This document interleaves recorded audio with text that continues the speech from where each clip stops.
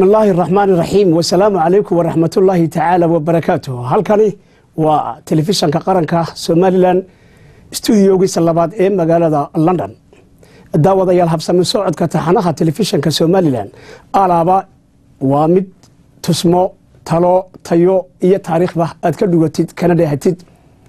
بل هذا با ما أنت وحنو إذا هنا استوديو لباد مقالة لندن قدوميها baarlamaanka Soomaaliland mudane Cabdiraxmaan Maxamed Cabdillaahi Ciro oo nagu soo booqday studio-ga magaalada London waraysi khaas ah oo aan idinka diyaariyay anigoo ah Maxamed Daahir ayaa programkan idin daadihinaya waxaana leeyahay marka ugu horeysa mudane waxaanu si maamuus leh milgale maqaamkeeduna aad u sareeyo aan kugu soo dhaweynaynaa madashan أما قلها فوقان أرجع يفرق شيء مقالة لندن يكسرون. وأنا محمد ظاهر يتي في قرن كوا ومهتسنتي من لا هاي. أديك مدن أنت أين عبد الرحمن وقلين أما أنا نقول دقين سؤال هيك أما أنا لا أنت من اللحظة ده وقام يروح ديرين بل هذا واحد شعلان لها ما دام أو أتهاي قدوميه بارلمان كسوماليلاند حلوين ورنتي شرف لا أتكهيسو دوانا أتكتمي ومدام الماء أتكسو كيسي هذا إن ددوينها رئيس سوماليلاند الدنيا الدافئة دي دعالة أدونك كهذا وانا إياه إن الوربيين جود أتكسيسو دالكي دنيا دي دولة دي يدعنا دي النبا وقت كان حاضر كا وحيكون سجيهين إيوه وأيهوده. بسم الله الرحمن الرحيم وصلى الله على سيدنا محمد وعلى آله وصحبه أجمعين. مرة باتي في قرن كسوماليلاند يوري محمد ظاهر بوان مهضنا قياه. guud ahaan waddanka Soomaaliland inkastoo wararka si dhakhso loo helo hadda oo technology uu sahlay in wixii ka dhaca maanta Hargeysa saacad gudaheeda markii lagu ogaan karo waddanka guud ahaan nabadgelyadiisu oo arinta ugu muhiimsan aad bay u fiicnayd intaan Hargeysa ka soo bixin waxaan soo maray dhammaan gobolada bariga ka xiga magaalada Hargeysa waan ka bilaabay gobolka Saaxil ilaa gobolka Sanaag runtiina dadka waxaan soo arkay wax waliba caadi bay u socdeen nabadgelyadu caadi bay ahayd noloshuna caadi bay ahayd marka guud ahaan wixii looga bartay Soomaaliland ha deganaanshaha iyo nabaddu iyo hawlaha ganacsiga iyo hawlaha dawladdu si wanaagsan bay u socdeen ma sha Allah adiga mudane waxaan jecelahay milicsi yaro gaaban bal hadaynan dib kugu celiyo safarkaagii intii aanad magaalada London iman ka gadaal waxa aad soo martay dalka Itoobiya hadii aad soo martay wixii aad kala kulantay madaxdii dalka inaad la kulantood saragteen bal hadayadana warbixin guud naga sii sida ka warqabtaan ba xiriirka Soomaaliland iyo wadamada aynu jaarka nahay guud ahaanba uu wanaagsan yahay aynu la jaarnahay Soomaaliland dalka Itoobiyana xiriirkeenu aad buu wanaagsan yahay علاقات كلمة دولود يلا برلمانات بونكسين هاي وحنا قاعد حيسا برلمان كإثيوبيا ولا شقين وهاي نوع سومين مالنا يادو حسان وينيان أو مالن قرنا ذلك إثيوبيا ولا يهم مالن تقومي ده وإنه كم ده وضم ذي لو عسومي هالكاس وحنا إنه هاي وضم كقول أنا لا قاصنين لو عسومي هالكاس لما قامها وضم ذا كلاون بروتوكول اللي سيء أنا لسيء soo dhaweyntii la siiyay oo la siiyay waxa ka soo qayb galay wadamada igid la yiraahdo badankoodu waxa ka soo qayb galay gudoomiyaasha baarlamaanka Djibouti gudoomiyahoodu waa joogay waxa la kulmay laba qalbi leeyahay sideena golaha guurtida ama House of the Federation waxay yiraahdaan iyo golaha wakiilada labada gudoomiye runtii waa la kulmay waqti kooban ma joogay xafladda lagu xusay halkaasna madaxda dawladda oo dhamay ra'iisul wasaaraha madaxweynaha iyo wasiirada iyo dhammaan mas'uuliyiinta qaranka dalka Itoobiya ka soo qayb galeen wadankii sanadkii waxa lagu qabtaa hal qoomiyad markaas berigii hore waan ka qayb galo diray dhaba lagu qabtay sanadkan makala lagu qabtay gobolka Tigray markii labaad ka qayb galo wada mudane bal hada waxaad iyaduna noo bayaamisaa safarkaagan aad ku timi magaalada London ujeedada ama socdaalkaagan waxa uu ku salaysan yahay iyo hadafka aad u timi hadafkayga koobaad ee aanu imi halkani wuxuu ahaa hadaf ahaa inaan ka qayb galo daafurka ama walqasha urur siyaasadeedka wadani oo lagu qabanayay magaalada London oo munaasabad weyn oo ay taageerayaashu soo diyaariyeen oo ay ka soo qayb galeen wadamada kale laamaha ka joogaana laakiin intii halka joogay hawsha qarankana waan waday dhinac baan ka waday oo isku garab waday baarlamaanka waxaan ka arkay xubno aad u taageera Somaliland oo Michael oday ka yahay mas'uuliyiin kale maanta waan la kulmay marka hawsha qaranka na gees baan ka wada laakiin ujeedada markii hore way muhiim in halka ka qayb galo munaasabadaas mudane waxa tahay gudoomiyihii baarlamaanka isla markaana waxa tahay gudoomiyaha ku meel gaarka ah ee ururka wadani haddaba madaxda aad la kulantay iyo dadka aad la kulmaysay waxaad ii sheegtay inaad ka soo qayb gashay xaflad ama lagu daahfurayay ururkaaga aad gudoomiyaha ka tahay isla markaana aad la kulantay madax kale oo ingiriiska ka mid ah markan ma waxaad kula kulmaysay gudoomiyaha baarlamaanka mise waxaad kula kulmaysay madaxda ingiriiska gudoomiyaha ururka wadani mas'uuliyiinta ingiriiska waxaan kula kulmayay inaan ahay gudoomiyihii golaha wakiilada Somaliland waan gartay mudane sidee bay isu waafaqayaan inaad tahay gudoomiyihii baarlamaanka Somaliland isla markaana aad tahay gudoomiyaha ururka wadani adigoo xil jamhuuriyadda qaranka oo haya inaad haddana urur aad ka noqoto gudoomiye labadaa gudoomiye ama labadaa xil sidee bay isu waafaqayaan heerse maydinka yaalla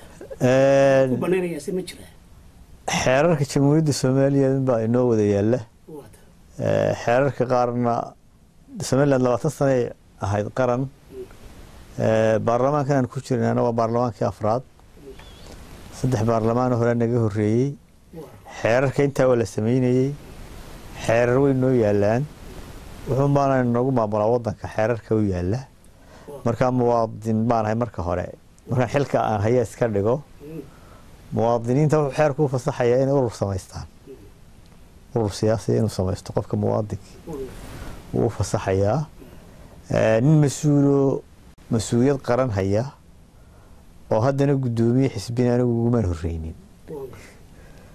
Allah u naxariisto Maxamed Ibrahim Cigaal isaga oo aasaasay isagoo madaxweynaha qaranka ah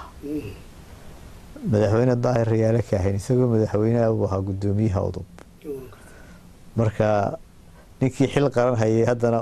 xisbiga ka madaxa ugu horeeyay maanihi xeerarkuna wax u diidayaan ma jirto way mudane iminka waxa tahay golaha baarlamaanka xubin kamid ah oo waliba gudoomiyaheedii ah waxaynu ogsoonahay markii aad golaha baarlamaanka soo galaysay waxaad ku soo gashay ururka wacid dad ayaa ku soo doortay waxaanaad waliba ka soo baxday gobolka saaxil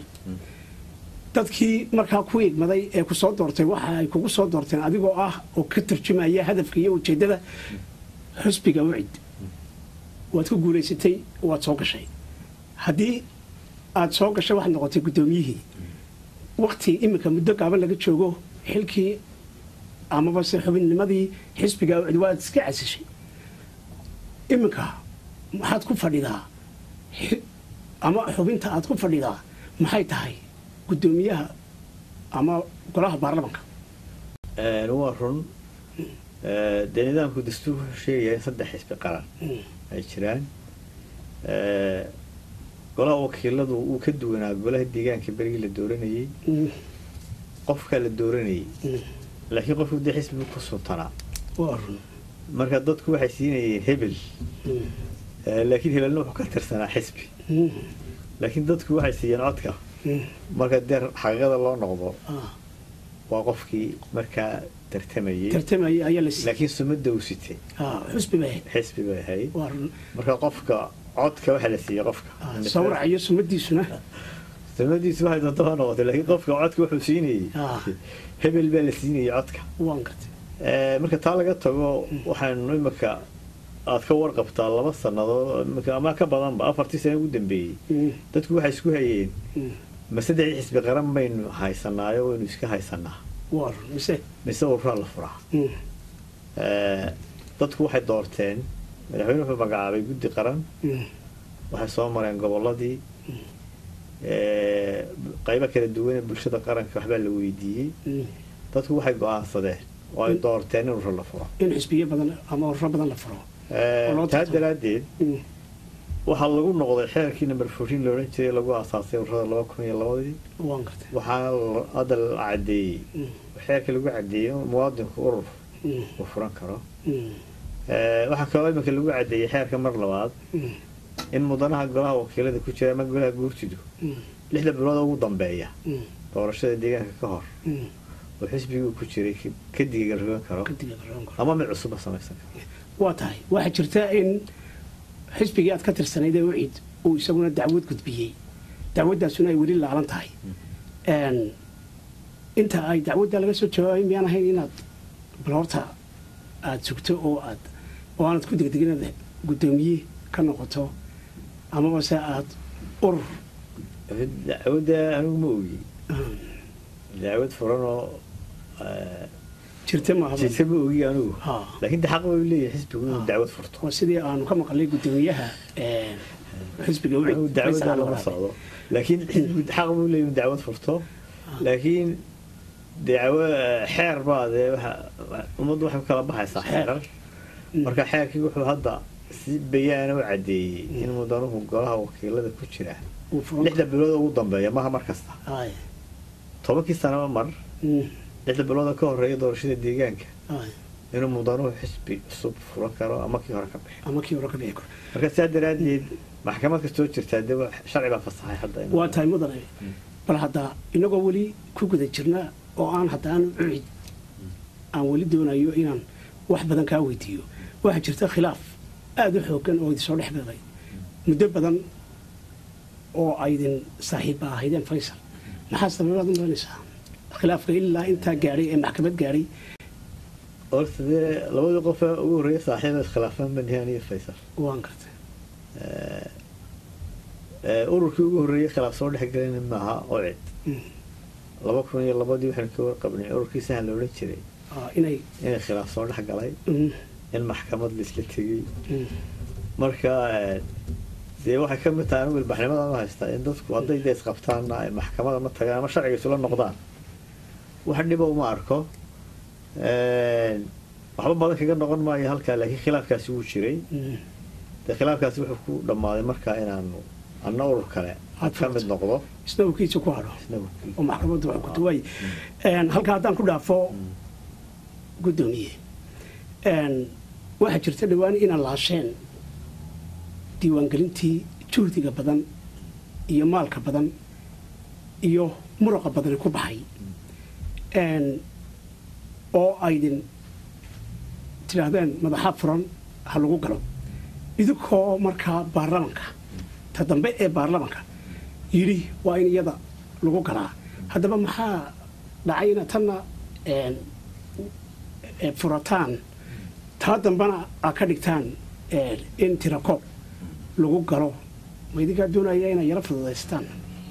may halkaa waxaan doonayaa shacbiga reer somaliland u bayaamiyo waxaanu ka warqabnay in muddo kordhin loo sameeyey golaha wakiilada iyo golaha guurtida iyo golaha deegaanka golaha deegaanka doorashadiisa waxaa la yidhi hala qabto bisha 4 ama imanka 4 bilood inaga xigto waxaa aada loo dhaliilay oo la cambaareeyey diiwaangelintii hore oo ay ka cawdeen xisaabta weliba mucaaridka ahi oo yidhahan laguma geli karo doorashadaas haddii lagu galo xitaa mama gelayno doorashada iyo udub dad badan baa dhaliila ka soo jeediyey gobolada badan baa dhaliila ka soo jeediyey marka waxay noqotay waxaa kaloo golaha la hor keenay mooshin ay mudanayaal tiro badani oo 40 ka badani ay soo gudbiyeen dabeedna doodii waxaa la hor keenay golaha ummadda waxaa u furayd maadaama taa hore la cambaareeyey in diiwaangelin cusub la sameeyo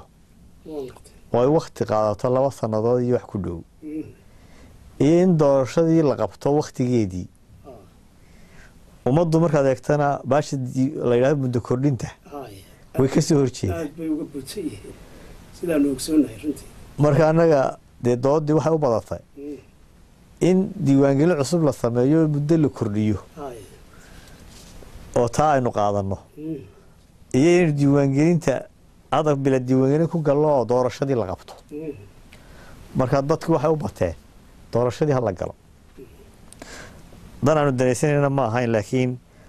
annagu waan iska jeclaan lahayn mararka qaarkood dee waxbaan u daynay dadka annagu waxaanu dareenkii shacbiga ayaanu ka turjunnay waayo dadku 90% muddo kordhin wax la yidhaahdo way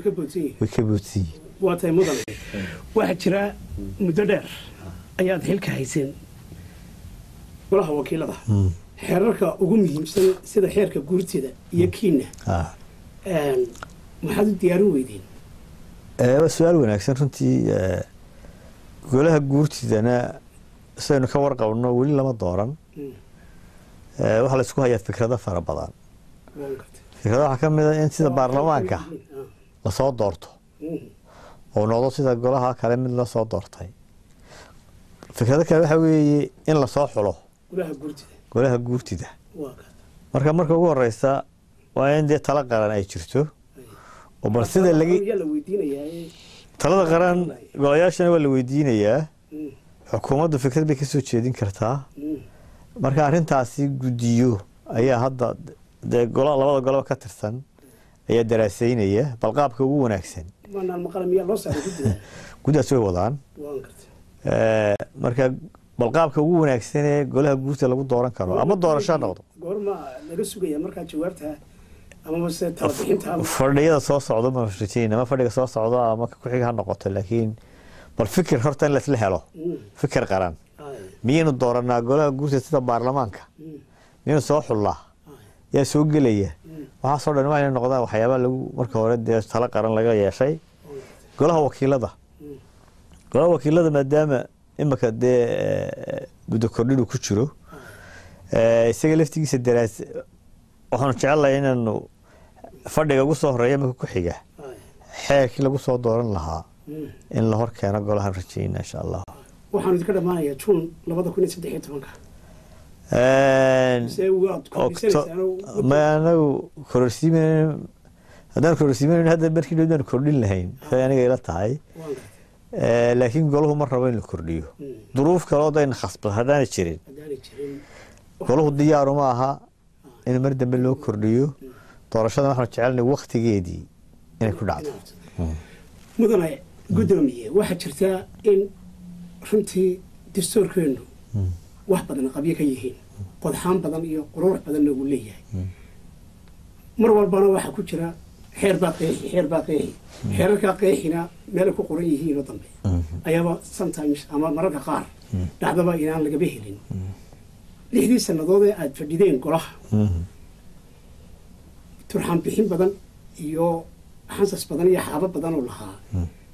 ma ka saarteen oo ma qabyo tirteen mise weli waa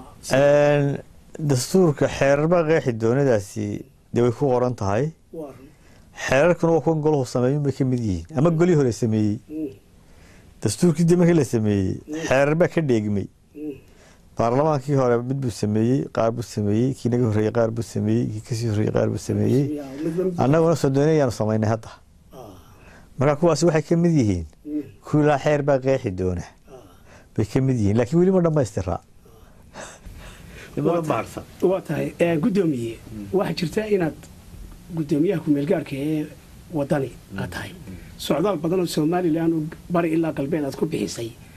warbixinihii ama sawirihii aad ka jeedinaysa waxaa ka mid ah in haddii talada xisbiga aad ku guulaysato aad adigu ictiraaf ka keeni doonto horta marka ugu horeysa inta aanad ururka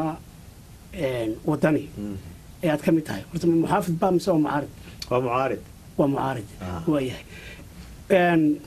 waxaad sheegtaa inaad mar walba tidhaahdo haddii aan ku guulaysto ictiraafkan keenaya iminkana waxaad tahay guddoomiyaha baarlamanka somalilan madaxii ugu sarreeyey ayaad ka mid tahay maxaa markaa aad madaxweynaha noqonayso ee aad keenayso iminka kaa hor istaagan runtii dee ictiraafka maalin qol horta ma wada yimaado waa run dowladdan waxbay qabatay ka qabatay ictiraafka kuwii ka horreeyey sidaa ree waxba ka qabatay tii ka cigaal waxba ka qabatay mid walba waxba ka qabatay macnuu maaha cidda hore waxba may qaban waxa weeye halkii la joojiyey haddii ku guulaystaan kuwana waaba alxamdulilah waa ku taageeraynaa laakiin macnuhu waxa weeye qorisuliyiin halkaasaan ka qaadaynaayo rajadeeyadu waxa weeye in haddii aanan intaa dee ka hor la keenin inaanu keeni karno